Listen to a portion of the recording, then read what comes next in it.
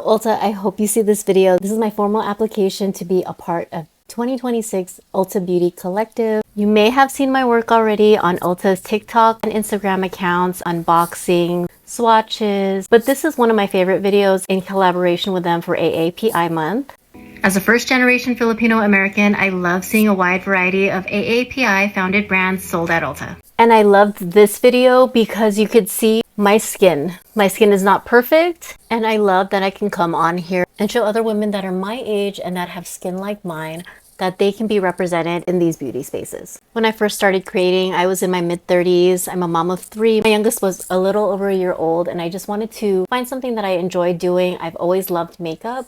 Always like the go-to in my friend group to recommend products where my current faves came from because I was sharing my current favorites. I also work a full-time job. When I first started beauty content creating, I would go to Ulta on my breaks and swatch all the new products. This was when Instagram was all photos, no videos. And I would go into the store, take pictures of swatches, upload them on my lunch or right after work so I could be the first one to get the swatches out on Instagram. And that really built my community because people really appreciated seeing the swatches online, and like before they can even get to the store, they knew if they wanted to buy it or not. And I was just happy and content just posting swatches, honestly, until one day I had a moment when I was just scrolling through Instagram, and this was the time of Facetune and everything like that. Everybody was way younger than me, and I felt like I didn't see faces that represented who I was a lot in the beauty space. I actually had to push myself to do that kind of content, but I thought if I did this and put myself out there, maybe somebody wouldn't have that same feeling that I felt when they were watching my content. Like, that was my #1 goal. I also felt at the time, about like 9 or 10 years ago, that we weren't seeing a lot of Filipino faces in the beauty space,